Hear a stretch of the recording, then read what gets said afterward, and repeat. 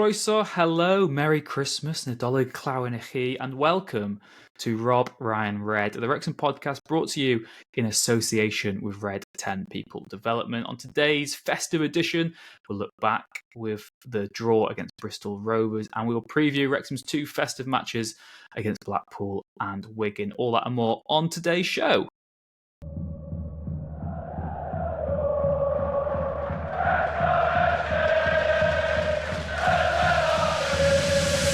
RobRyanRed.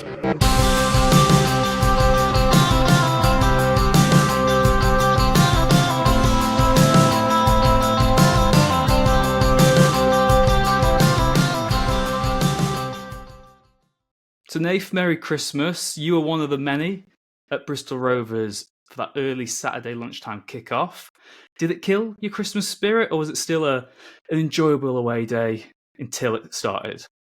You know me, I'm normally fairly optimistic, but I think that it went quite a way to doing its very best to kill any festive cheer that I had. An uncovered away ender, I was in the part that was uncovered.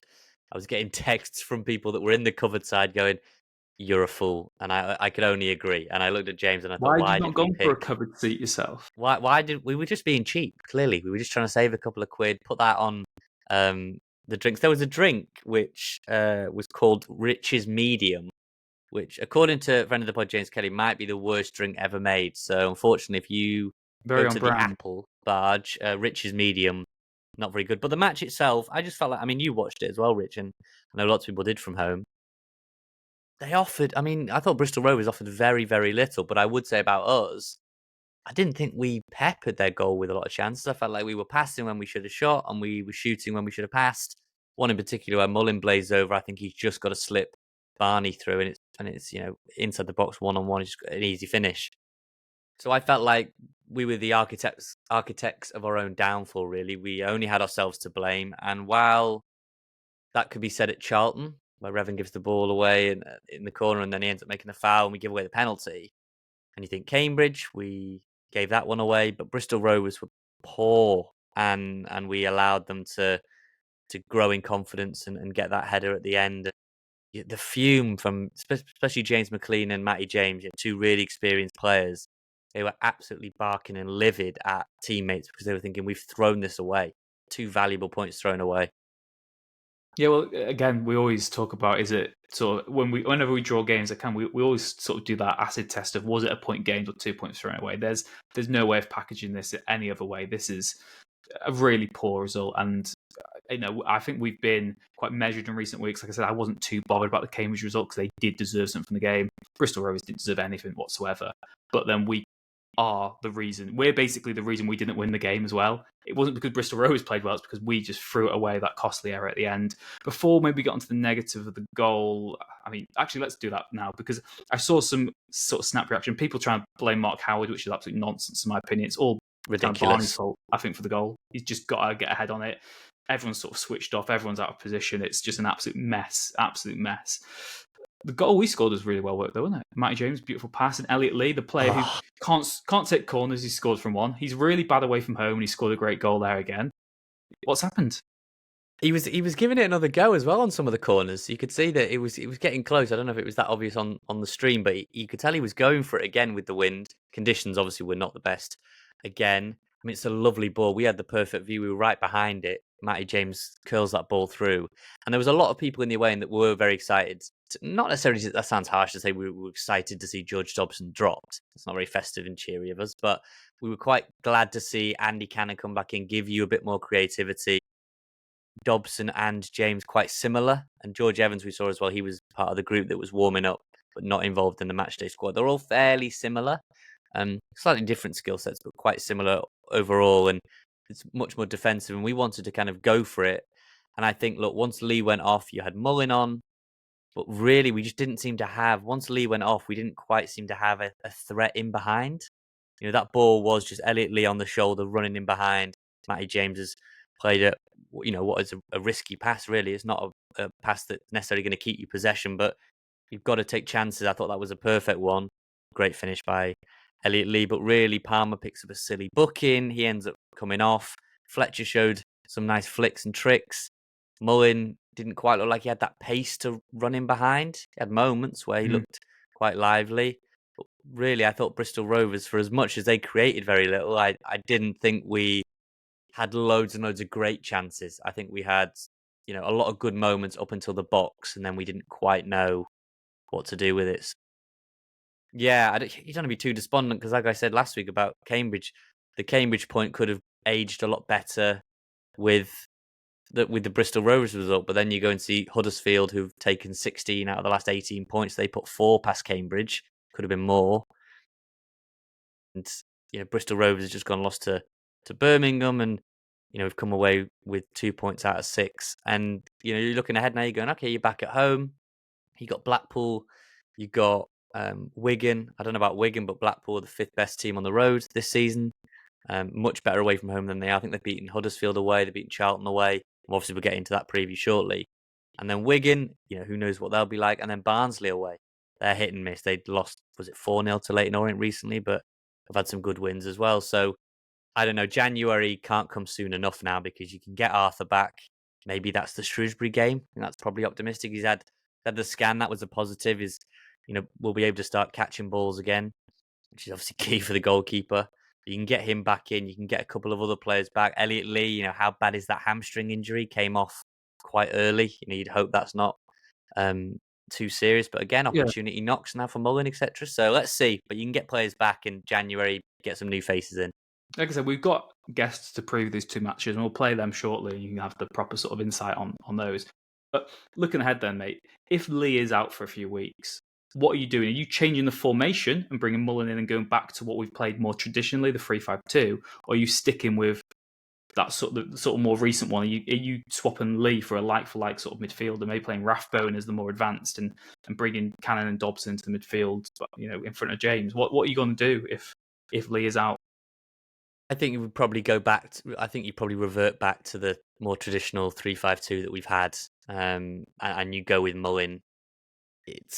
I was kind of joking to James that Mo Farah looked like Brazilian Ronaldo in the warm up. He was finishing every single shot, and just he didn't get on at all. So you need to play Mullin now. You got an hour plus at Bristol Rovers.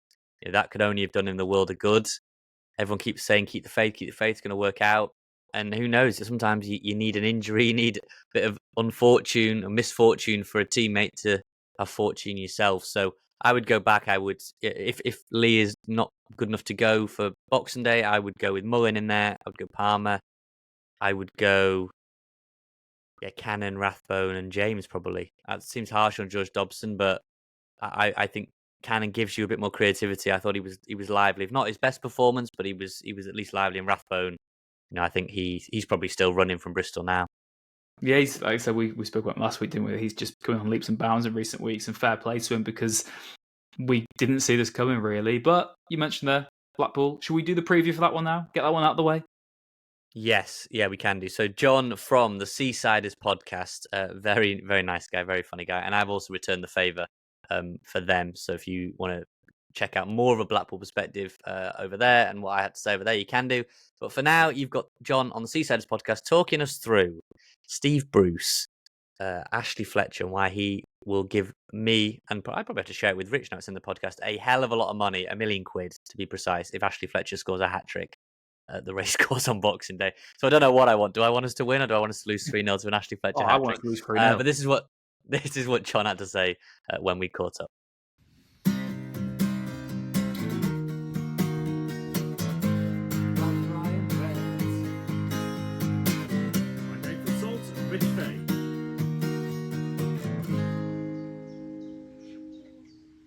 Right, Boxing Day. Merry Christmas to all of you and to John from the Seasiders Podcast, who's come on to help me preview the Blackpool game.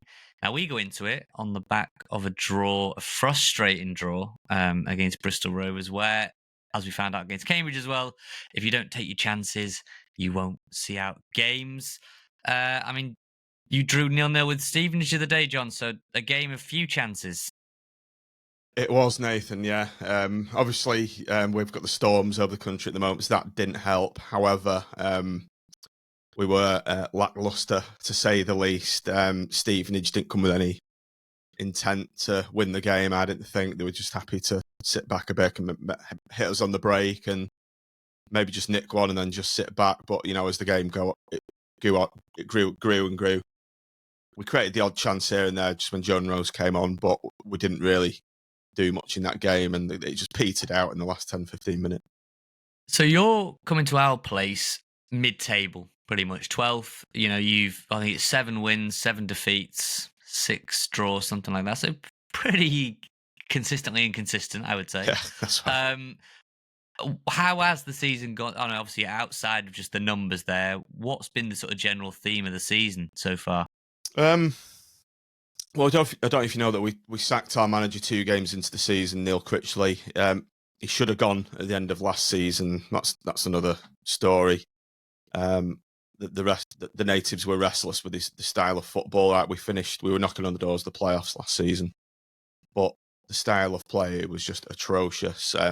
It's one of these possessions for possession's sake kind of managers that are kind of in vogue at the moment. So he left. He should have gone in summer. So we've brought Steve Bruce in after 2 games. Now it's a pretty awful time to be changing your managers, really. Your transfer window's gone. Steve Bruce coming in, completely different style to Neil Critchley. So the squad doesn't suit Steve Bruce football, which is, yes, it is 4-4-2. That's possibly may have evolved a bit from his time in the game, but that's the way he set out. He came in, new manager bounce. I think we won, was it 5 in a row? 4 or 5 in a row. Got us playing some pretty good stuff. It was square pegs in square holes, whereas in the past it was like we were having like right backs playing left wing back, that kind of thing. So he didn't do any. It wasn't a major overhaul. It was just playing your best players in the best positions, and it seemed to work. So we went on a good run. He won the dreaded Manager of the Month award, and obviously we know what a poison chalice that is.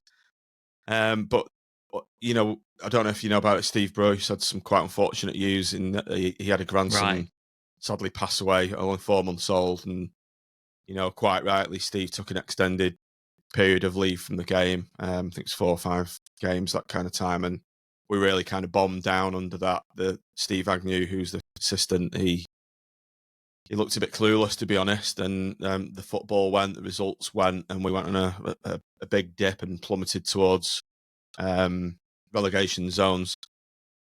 Steve came back eventually, and results have picked up ever since. We've won. We had won 3 in a row after the weekend's draw. It's 3 wins out of 4 and a point. And given the run we were on, which was we were heading into the bottom 4, he's come in and has turned it around again, and things are looking up again. We've picked up some great results. John, how did you and the other people you do your podcast with feel when Steve Bruce got announced? Because it definitely felt like it wasn't the most popular appointment, given he's had Premier League experience. He was obviously very unpopular with a lot of people up at Newcastle. He's had experience at Hull and other places, so he managed higher up than League One in terms of his CV. But from what I could see online, which is just a very, very cursory glance, is that it wasn't a super popular appointment. So I just wondered how you felt when it was Steve Bruce that was replacing Critchley. Yeah, your cursory glance was correct in its assumptions. It wasn't a popular appointment. On paper, obviously, Steve Bruce is a good manager, but he's from an old school brand of football, and for sure, there was two reasons why we'd been tarnished by having to watch boring, methodical football. Was by Neil Critchley's second incarnation. Everyone was just bored to tears with the style of football. We just wanted to be entertained, win or lose, but go for wins. There was that.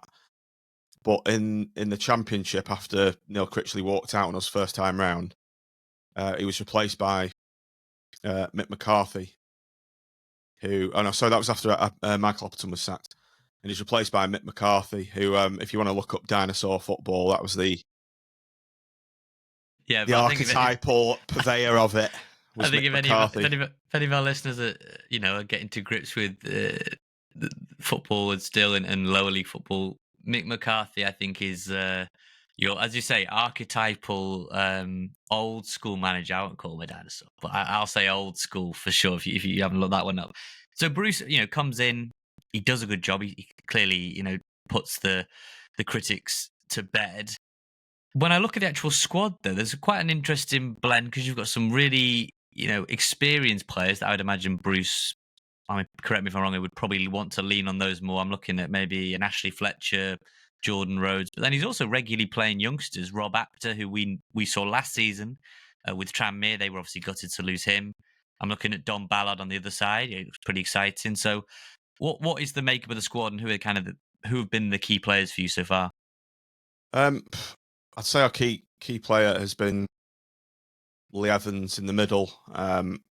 You may or may not have heard of him. He was very successful with Ipswich. Quite a key player there in there, rise up the leagues. He did come with a bad injury record, but ironically, he's played every single game. He's that kind of classy quarterback that'll run the show from midfield. He's good on the ball. He's got a great dead ball delivery. He creates a lot of chances, and a lot of things go through him. So he's a bit of he goes under the radar a bit, really. But I'd pick him out, really. There's Rob Apter, obviously. He's flattered to deceive for me. He is a talent, but I want to see more from him. All right, he's only young. The step up from League 2 to League 1 is considerable, and he has struggled in games. I don't know, he's almost been a marked man in some games. However, where there's 2 and 3 men marking him out of the game, right? That should be creating space. It should be creating space elsewhere for the players, but. John, pressure's a privilege when you want to be a top player, right? And we're just saying before we come on about Louis Barry. I mean, any excuse I can talk about him leaving Stockport is very, very good for me. But so people like Rob Apter, if you want to hit the highest high, and you're working with a manager that knows what it takes to get to the Premier League, it's not easy. You got to piece it together every single game. So no doubt he'll piece it together against us, and then have a load of stinkers for you after that. But looking at your results, though, I mean, I was looking at probably since Leyton Orient away. Sorry to remind you about that one when you lost there. But since then, you've not, like, whether you've won or lost or drawn or whatever, you've not been blown out of a game. You've always been like close in a game, and I think for us, that's the problem right now, is that we can't put teams away. So if you can stay close, that's how it's felt that you've sort of been in every game since then. I'd say so, yeah. We've had a lot of going through this period of letting in a load of 90 plus whatever injury time goals. We did it at Bolton. We did it home to Lincoln, like 96th minute. Numerous games this season. But yeah, I think Steve Bruce has obviously used his experience, and he's steadied the ship. We do ship a lot of goals, though. However, so if you're looking for an opportunity to maybe stick a few in, we could be the team. We need that. We need it. Our strikers need a game where they can score some goals. So we need that badly. Trust me. But I mean, John, you're looking at. I'm looking at I've just pulled up the away table now. You're chatting there. I mean, you've got the 5th best away record in the league. So it is, as I'm looking at the home. Where's the home form now? I mean, you're 20th in the home form. So really, away from home is a blessing. You'd probably rather have us later in the season when you can hopefully figure it out. I've just clocked that now. Away from home has been good for you. And at Huddersfield, one of those probably marquee wins that you had at the start of the season, 2-0. Yeah, Huddersfield, Reading 3-0. Bristol Rovers, obviously, they weren't great. Charlton. We seem to play with a bit more ease and, dare I say, swagger in away games. I don't know why. Bloomfield Road it's always been a very supportive environment. We're not really known for getting on the players' backs. Not since the Oystons, though. Mick McCarthy, maybe, probably the last time that's happened. But that's when he's playing Morgan Rogers on the bench, like not playing him, so he's not good enough. Now in the England team, banging him in. Went well. Yeah, went very well. Yeah, nice one. Brilliantly done. Lovely. But I think, for us, it's at home we've got the best home form, right? So we're very dependent on the home form, because away from home it can be bitty. You can drop points. I mean, even Cambridge got 2 points off us at home.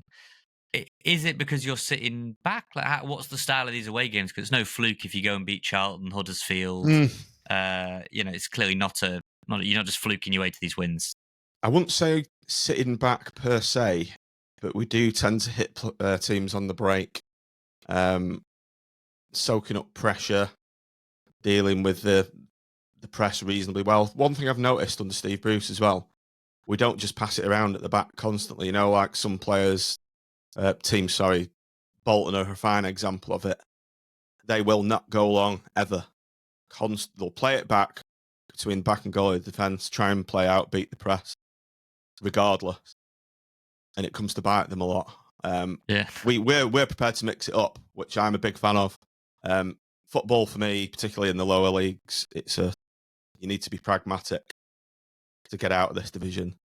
And you need to be able to mix it with going long, going short, build out, beat the press, that kind of thing.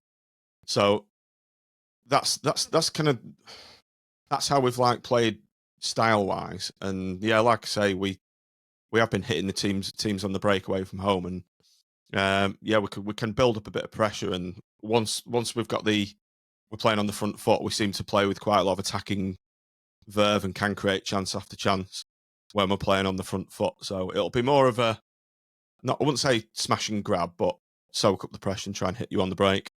It'll be interesting if, obviously all the clubs, watch the results of other teams and how they got on there. Mansfield caused us a lot of problems. We did end up beating them 1-0, but Lee Gregory and Will Evans in a 2-man up top for the back three it was quite difficult. Often a lot of teams, as you'll know and you've seen, will do that 4-2-3-1. They'll play one guy up front, and for 3 centre-backs, that's pretty straightforward, even if you've got runners coming off it.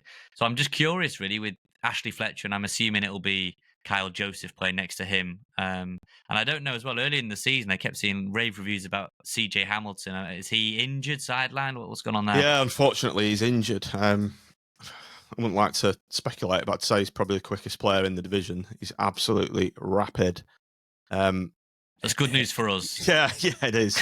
Now, he suffered from being played as an inverted wing-back on the wrong side of the pitch. Since Steve Bruce came and he's played him as an out-and-out winger, which is his preferred position, his best position, but he unfortunately won't be playing. Ashley Fletcher, not gone down well with the fans, to be honest. He did once get sold for around $6.5 million to Middlesbrough, I believe, but he's been a bit of a flop, to be honest. And if you look at his goal record, it's 4 goals in 4 seasons. He has started to pick up slightly over the last couple of games, but you mentioned Kyle Joseph leading the line. He'll be a threat. We will be 4-4-2, and the aim's he's as good in the air as he is on the deck. You can hit him and the ball will stick. Ashley Fletcher's a bit different. Hit the ball to him and it'll just ping around anywhere. So that could be a problem there. Don Ballard, for me, flat to deceive, comes with a good reputation. Played at all the England youth levels, but he's been a more miss and miss, really. Maybe this is the game where he comes to life. I was gonna say, so we're getting an Ashley Fletcher hat trick with 3 Don Ballard assists. That's the way it goes, and that's the way I'll guarantee you, I'll give you $1 million if Ashley Fletcher scores a hat trick. It could be. Well, I don't know now. What do I want? Okay. Lastly, then, looking ahead now, because it'll be 2025. We have fingers are firmly crossed for the entire Wrexham fan base that game on Easter Monday doesn't get. Oh, what a game! What a game! Because what a game! Blackpool away. That is dreamy stuff when the fixtures came out. Now, last year we were very excited about having not as glamorous, but again Easter Monday, Doncaster away, and it ended up getting moved to the Tuesday night. And it became a much damper experience. So let's fingers crossed, touch wood here, that it's still the Monday night away at Blackpool. But just looking ahead, really, for your season, I mean, League One's a funny old league because you can kind of go up and down. Mansfield were third 1 minute, and now they're mid-table. And, Lincoln and Bolton, they're all still going to think they have a chance. You just saw Orient put 3 or 4 past Barnsley. And, they've been ranting and raving about how good their team is for ages. Is the season still alive for you in the sense of, are the playoffs still a target, or do you think this is just a period of just consolidating now? I don't know. If you'd have asked me 4 games ago, I would have said it's over, given the results and the performances. Since Steve Bruce has come back and sort of turned the ship around, I'd say we need to add quality in the January window. It's obviously a bad time to be shopping. Clubs aren't tending to sell the best players around that time. But the owner has said he will be given money to spend in that window, and that's the key time for me, because we can ship out some of the dead wood that weren't part of his system, and he can hopefully buy players that can play the system he wants to play and are more suited to the system. So ask me after January and I'll give you an answer. I would say for us, we're desperate for January to come. We need a striker that actually knows how to score goals. Well, look, I wish you a Merry Christmas, John, and I hope everything goes well outside of Boxing Day, obviously. If you want to follow, because I know lots of you are always saying that you're really interested by the Opposition podcast, and you can learn a lot about, and probably not so much Mick McCarthy football, but Steve Bruce football and all the other stuff that John and the guys will chat about. So the Seasiders Podcast, all the links that you'll need for them will be in the description.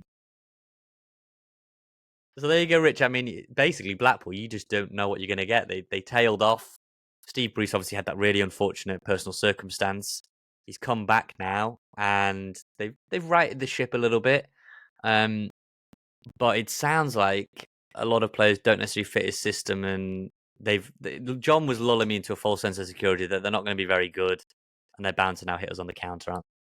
Yeah, I mean, it's one of those crazy things where if you look at their squad, it's really talented still. And they've got some really good individual players.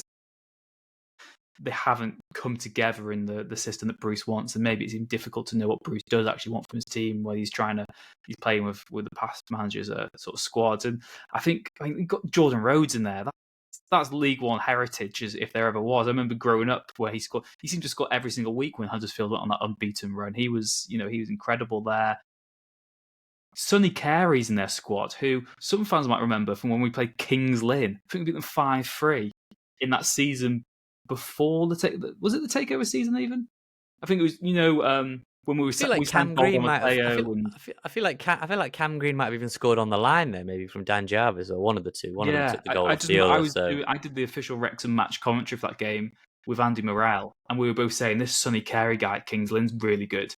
And he left and went to Blackpool, and I was like, oh wow, that's really a good player. Rich Rob Actor as well, who obviously I mentioned him in the preview there with John, but he's one of them where supremely talented at Tranmere, but from what it sounds like, can't piece it together every single game. It's one good game, maybe two bad ones, two good games, then maybe a bad one. So an unknown quantity Blackpool. But Boxing Day, we're at home. We were away last year at Swindon. James McLean got the goal there. So home is where the heart is. We've said that many a time this season. There's no place we'd rather be at Christmas time than at home. So we need to take full advantage, don't we, basically? Oh, yeah. And that's the thing, is you can be very negative, can't you, after the results we've had? And, that is a wider issue that maybe we need to look into in the new year if things don't sort of pick up. But it's Wrexham at home, and it's Boxing Day, and we know the magic of those games. And in the football calendar as well, for anyone who's not maybe as well versed in sort of British football and the tradition, I guess it's similar to the Thanksgiving matches. It's similar to how we've got NFL games on Christmas Day. This is the game that matters so much. There's so many people who can only get to one game a year. They're back home. They get there on Boxing Day. It's always an incredible atmosphere. It's going to be a great away end. We're playing a team who's been in the Premier League in recent memory to me still. They still feel like one of those teams who've proven that they can go on this journey. We can go and do that as well. So it's going to be a great match. And we've touched upon it there, Nate. Are there any other changes? Are you just saying sort of mulling in for Leaf maybe from the start? Or yeah, I think, cause again, you don't really want to mess with the back three. I thought probably Owen O'Connell was pick of the bunch for me at the weekend. I know you were saying people mentioning Howard. I saw a few people mentioning Brunt really for the goal. He's nowhere near the guy that heads it in and obviously gives away the penalty. But I still think Max and Lewis Brunt give you the best mobility. I don't think I want to see a back three with Scar and O'Connell in there. So I wouldn't necessarily mess with the back three. I'm obviously playing Barney. Let's not be too hasty. Yes, Barney makes a mistake. He'd hold his hands up. He's still been our player of the season so far. Most assists in League One. Everyone has bad days. Barney, do you know what I mean? Yeah, everyone has bad days. So yes, I was very frustrated on the day, but let's keep Barney in context. I think McLean, yes. Although, as I mentioned on X, McLean's already served his one match ban. Remember, as has Dobson. Now McLean got booked again in the little melee at the end of Bristol Rovers game. He got booked against Cambridge. So he's on 7 bookings now. He's got to avoid getting 3 bookings in the next, I think it's 16 games. That's not going to happen, is it? That's not going to happen. Otherwise, if he's booked three more times in the next 16 games, I think it's a 2-match ban. And if he's booked, 8 more times in the next 25 games, he's serving a 3-match ban. So that'll be total of 6. So look, I know there's a thing of like, well, that is who he is. He's always going to have that chip on his shoulder.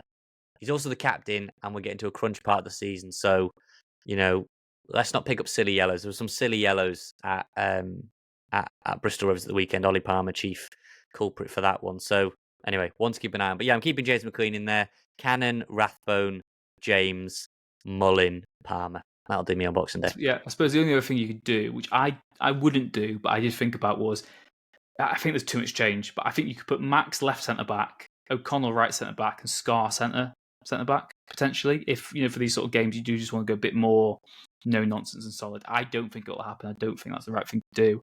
But it's something that I thought about if you're going to reshuffle it. Because I like Dan Scar, and I think there is a place for him in some of these games against teams that are going to sort of batter us and going to be physical as well. So it's one to think about. I'm sure Parky will...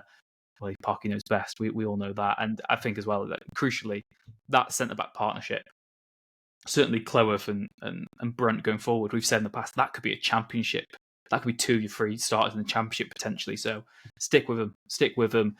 We don't just become a bad side overnight. We've made some sloppy mistakes. We've dropped some silly points recently, but look where we're on the table. And you've still got to take a step back, haven't you, at times, and be like, I know in the context of recent weeks, we have a lot of legitimate criticism. I don't want to be too happy clappy.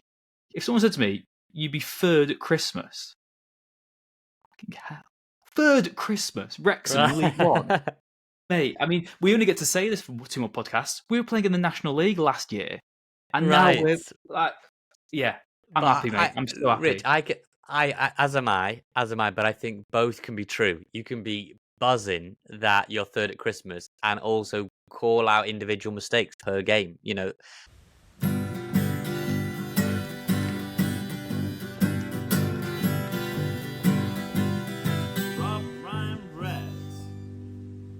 We've mentioned James McLean. We absolutely love him.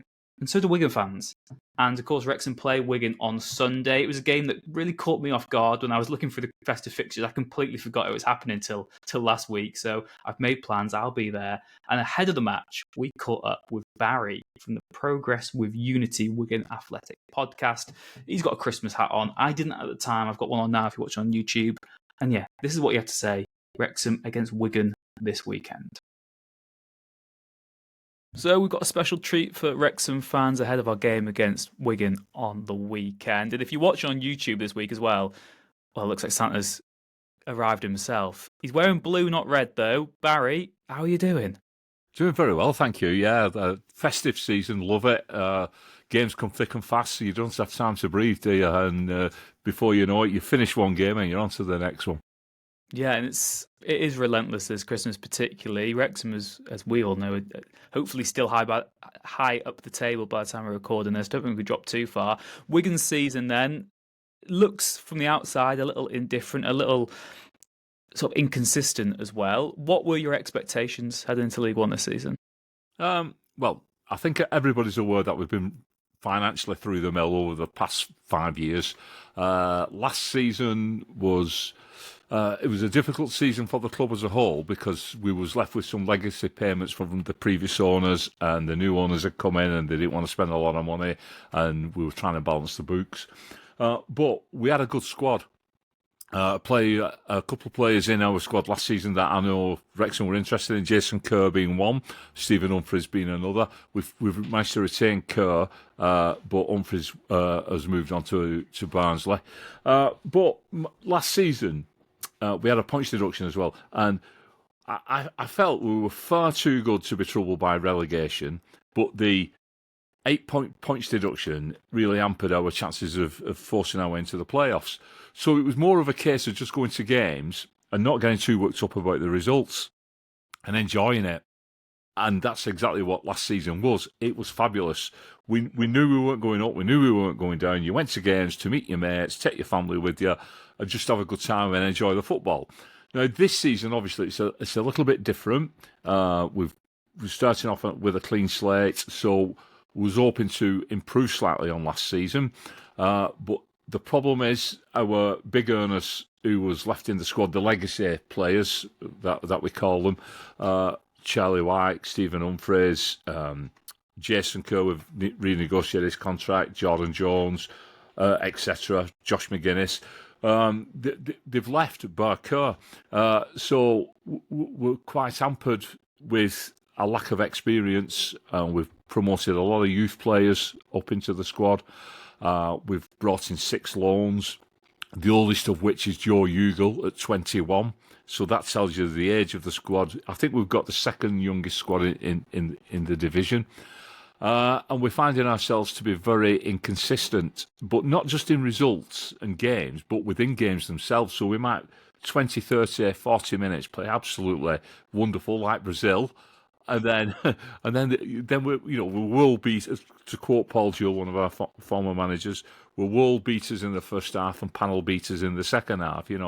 So within games we've not been consistent, but I think we're finding that a little bit. We're finding it to even itself out now as the players are gaining the experience. I think we have about 5 players in the first starting 11 who this is the first senior taste of football. So they've come through the ranks either with us or at other clubs, and we've brought them in on loan, and they've not played senior football before. So they're all finding their feet. So my expectations at the start of the season were another season like last season. I was hoping we'd improve slightly on it. There's still a long way to go, so I've not given up any hope. And last weekend, we went to Bolton, who's like walking distance from our place, and we absolutely spanked them once again. And to do that season, do you know, it's 10 seasons now since they've beaten us. 10 seasons. And they've not scored a goal against us in, I think, the record since Ian Evatt took over as their manager at their ground is Wigan Athletic 10, Bolton Wanderers 0. And that is music to our ears. So that made our season anyway last week. So it's been, but we're very inconsistent. But I do believe that we're entering a period now where we're going to find some consistency, and we're only 8 points off the playoffs. So beware. It's all up for grabs, isn't it? Maybe a late Christmas present for you. And you touched upon an important thing there, that look, you can just enjoy your football anyway, because you've been on this roller coaster journey, and I think we speak about Wigan quite a lot on the podcast in terms of, well, we could win the FA Cup one day. Why not? You've proven that it's doable even in this sort of modern era. I wanted to kind of ask you as well, as should we call you a legacy fan as well of Wigan Athletic? You've been right up there. You've been near the doldrums as well. You've been in the Premier League. You've watched FA Cup wins. What was the most fun division for you to be in? Because I think as Wrexham fans, we're all dreaming of one day getting to the Premier League. We'd like to see our team there as a bit of a novelty, but I don't think many Wrexham fans would actually want us to long-term be a Premier League side. Obviously, teams like Bournemouth, Brentford have kind of broken that mould lately, but we don't want light shows. We don't want all of this fireworks before every single match. We don't want to feel distance from the club that we love. What are your maybe words of warning for a team who are looking to go right up to the top as Wigan did? Well, I've supported the club all my life. So my first game was 1971. I was 12 years of age then. FA Cup tie, we were non-league, so I've gone from non-league to Premier League and nearly back to non-league again. The Premier League was, you've got to be ambitious. I don't care who you are, Crawley Sound, whoever, Wigan Athletic, Harrogate, whoever, you've got to have ambitions, and your ambitions is to get to the very top and play at the top.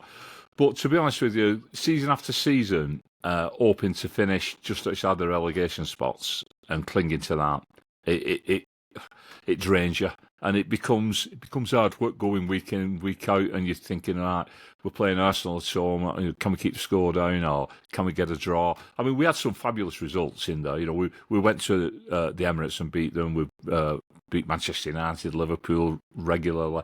So we had some great results, and of course, I mention it whenever I can, and thank you for mentioning it for me. We won the FA Cup. But we also got to the Carling Cup final, as it was known then, our first season. Yeah, our first season as a Premier League club.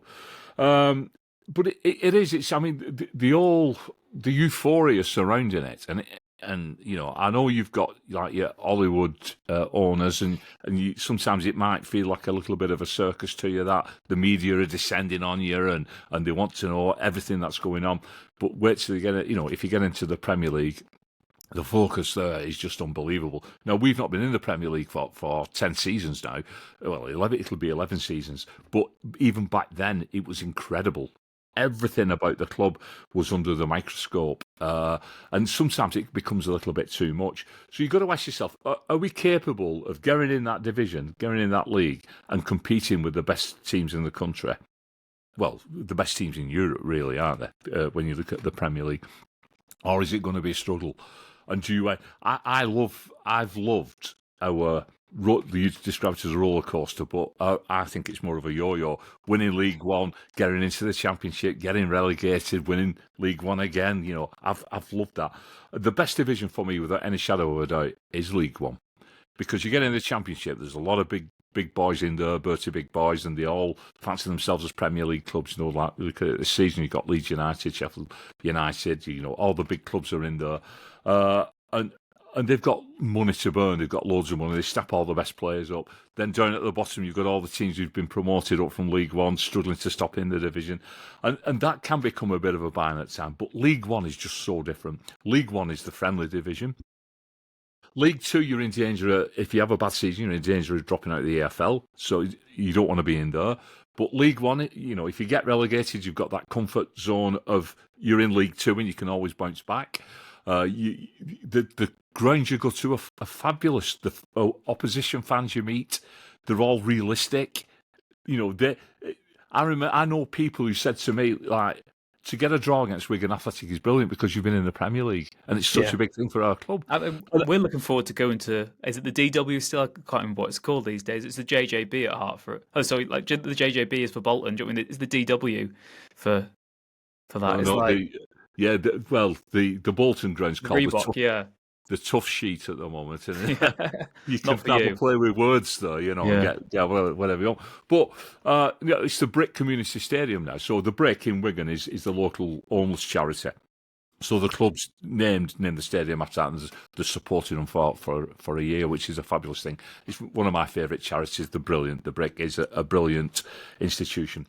But yeah, so like I've interviewed a guy from Shrewsbury this week, and we play Shrewsbury on the 21st on Saturday, and he was telling me how he feels about coming to Wigan and what it's like coming to Wigan Athletic and seeing the big stadium and that, and I think to myself, we're Little Wigan.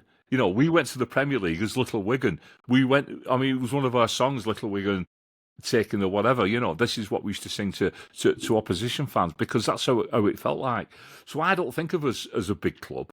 To me, we're still that small town colloquial club, and I love it. But like I said, League One for me is a fabulous division to be in. It is, because you can enjoy success, you can have the crack with the other fans. There's a lot of banter going about. I think this season's slightly different because we've got yourselves in who've got a bit of spending power. We've got Birmingham in who are being ridiculous with the money they're throwing about. Stockport County's got a bit of money behind them as well, So, and Huddersfield Town, they're another club with a bit of money. So it's slightly different this year, but it's great to see Wycombe at the top of the pile. Yeah, if you know what I mean, because another small town club, and they're up there, and it just shows that if you manage correctly and you bring in the right players, you can achieve anything. And one thing about Wrexham, which I will say, I think we've won this division 4 times in the last 10 years or something along those lines, something crazy. But it's always by hard work. So the team with not the flurriest players like Peterborough always have a fancy team and fast and flurred players. Lincoln City are another. But the team that's most workman-like, and I know Phil Parkinson likes his workman-like players, the team who graft and are not afraid to sweat, they're the teams that enjoy success in League One. Yeah, I think that's why Wrexham fans are very content with the man we've got in charge. He's been here, he's done it before, he's got Bolton promoted with transfer embargoes and all that, so I think we're very happy as well. Do any Wrexham games stick in your memory from what this period of following Wigan since the 70s yourself? I can't think of many more than that League Cup game about 18 months ago. Well, we played you in the what's it called these days? The Virtue Trophy. I think we beat you 5-2 on our way to Wembley one season when we won it. So that one definitely sticks out. We've not played. I've not looked at the stats, but it's a fixture that I feel hasn't come round too often. Maybe 20 or 30 times over the past 50 years. I'm gonna have to get the head-to-head up now, aren't I? I should have done this beforehand. This is good podcasting on the fly. You should, Rich. Yes. So 2002 was our last league meeting. That was League Two. Yeah, the third tier. That one was in the third tier, 2002. Yeah. 2-0 Wrexham win as well. Dennis Lawrence and Craig Falconbridge with the goal that day. So I remember Dennis Lawrence, but Falconbridge. In fact, Wrexham have won, I think, the last 4. Remarkably. Yeah, well, we owe you then, don't we? We do owe you. I mean, the thing Wigan Athletic over the past 2 seasons, we struggle a little bit. We've talked about inconsistency, or I talked about inconsistency. When we play what we class as the bigger teams, so the teams high up in the division are like our local rivals, we always get fired up for those games. And we have good results. Last season, we won away at Derby, we won away at Portsmouth. I mean, they won the title. We won away at Peterborough. We did the double over Peterborough. So we're quite good on playing the big sides. It's when we play like your Burtons, your Cambridges, that's when we tend to come unstuck. And I'm a bit nervous about playing Shrewsbury, who are bottom of the table, for that particular reason alone. But I think we're finding our feet with consistency. So even though there's a big gap between both clubs, league status-wise at the moment, I wouldn't underestimate us if I were you. But with having James McLean in your team, club captain as well, I mean, we're all proud about that over here in Wigan. We love him. Well, I've got to ask you about that quickly, because not many fan bases do love him. But if he's played for you, people know what an absolute wonderful player he is, what a servant to the club he is, and how much he leaves that out there on the pitch. So yeah, most away ends are flicking the V's at him. There still might be 1 or 2 words said to try and get under his skin, but Wigan fans love him as much as we do. Of course we do. Yeah, I mean, we would. Oh gosh, when he left, I mean, we were so devastated. To be honest with you, we get him. We know where he's coming from. He's a great guy. He does so much charity work. What goes unnoticed. People are entitled to their beliefs and their ideas, and obviously, without getting too much into the politics of it all, he grew up there. He understands it. Other people don't, and they just see it as a target to hit him with. So it's just something to throw at him. But the trouble with James McLean, from an opposition point of view, you wind him up, you get the best out of him. So it's sort of it's reverse, and I don't think we'll be trying to wind him up on the 29th. You'd be complimenting him, won't you?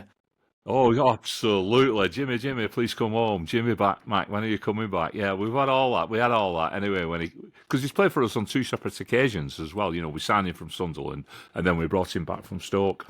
And when we went into administration, a lot of people might not be aware of this, but he made a £5,000 donation to our Keep Wigan Athletic Alive fund, So without being asked, he just donated and put out a big statement about how wonderful the club had treated him during his time there, He's an absolute legend, absolute, and he was loved by everybody, not just the supporters.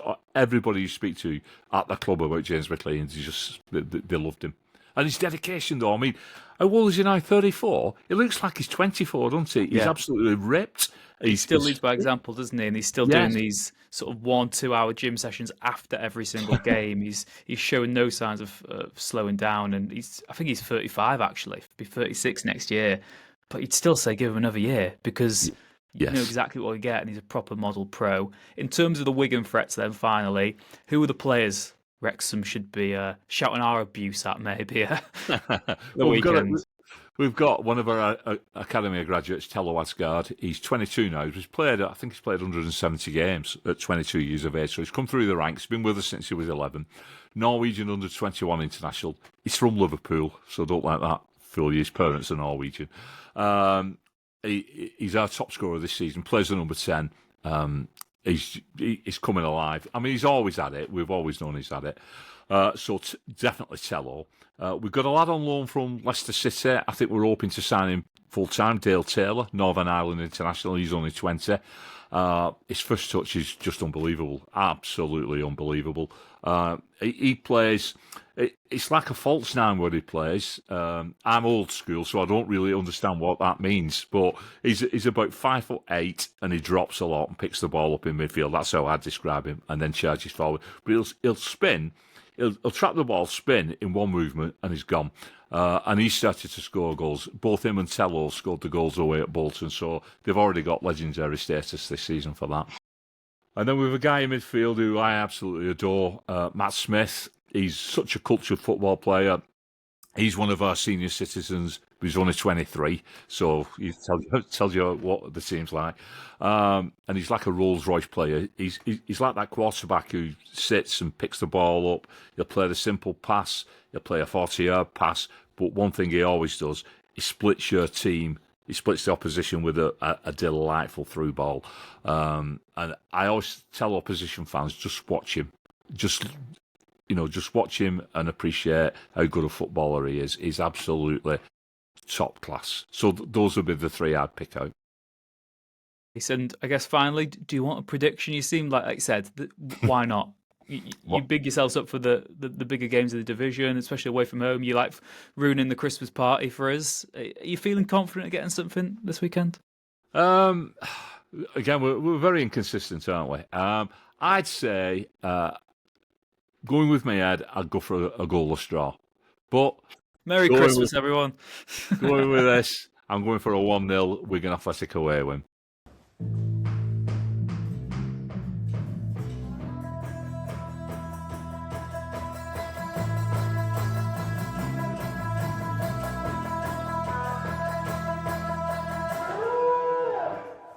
Nathan, another match that pulls on the heartstrings of us, maybe our generation of football fans, because Wigan were the team who were always surviving the drop in the Premier League. They're the team who won the FA Cup, just over a decade ago now. They're another team that we should be looking at and saying, no offence, but if Blackpool got to the Premier League, if Wigan can get to the Premier League, why not us? We've got that momentum, we've got that spirit. And yeah, it's going to be another really interesting game and another fantastic away atmosphere, I presume, at the racecourse this week. I mean, probably one of the only games where everyone in the ground are like James McLean, which doesn't happen very often. That is a Christmas miracle. I know there are lots at this time of year that people say that is a Christmas miracle. That is the miracle that everyone adores James McLean in the ground. I think another tenuous link, another link that we've had to Wigan in recent times, Maynor Figueroa in our TST team. I don't know if we had anyone else. I think Maynor Figueroa, I don't know. Did Espinoza play for Wigan? Espinoza this summer as well, yeah. Roger Espinoza. Did he play for Wigan? I'm getting confused now. Yes, There I you think go. he was part of the FA Cup winning team. There you go. So Wigan did something that I could only dream about with Wrexham is seeing Wrexham win the FA Cup. We have Hugo Rodiega as well. We didn't have Rodiega. No, now we're getting carried away. Now we're getting silly.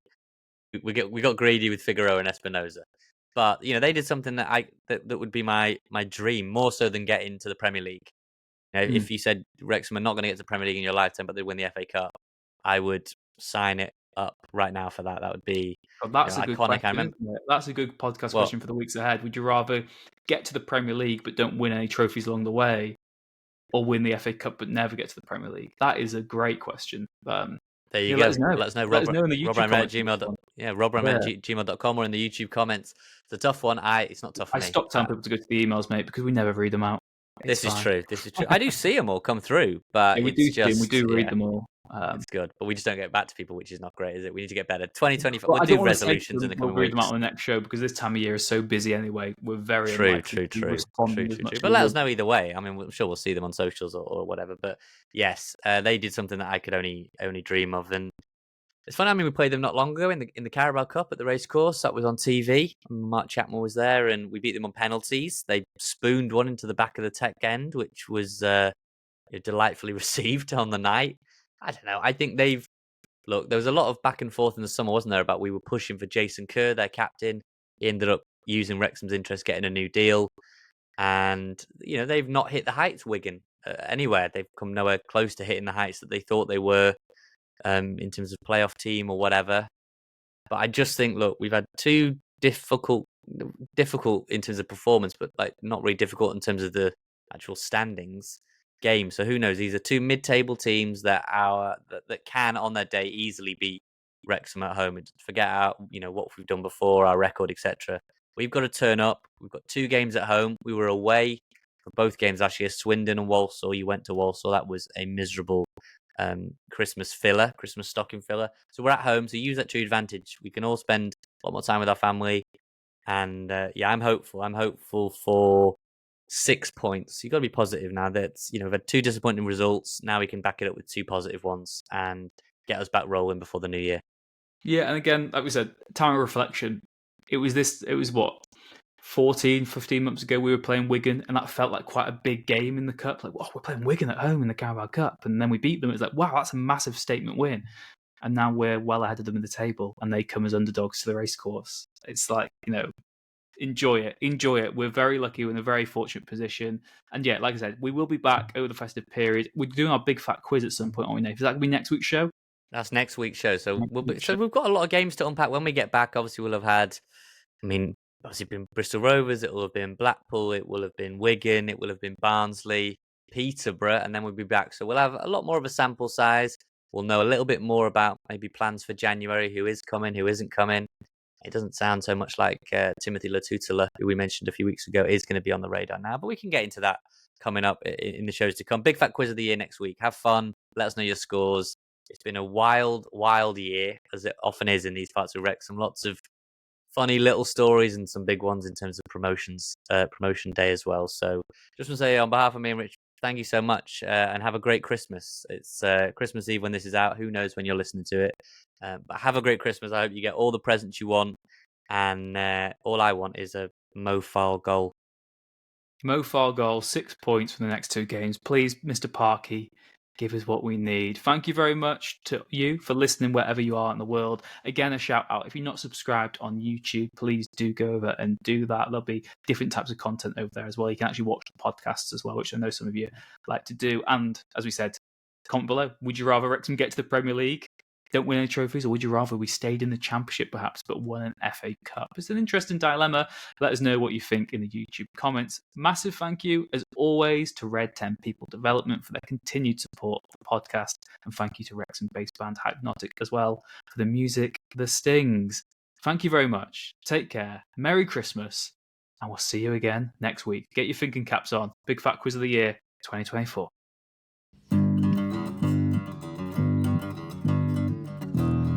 Wrexham AFC Podcast with Nathan Salt and Rich Bay.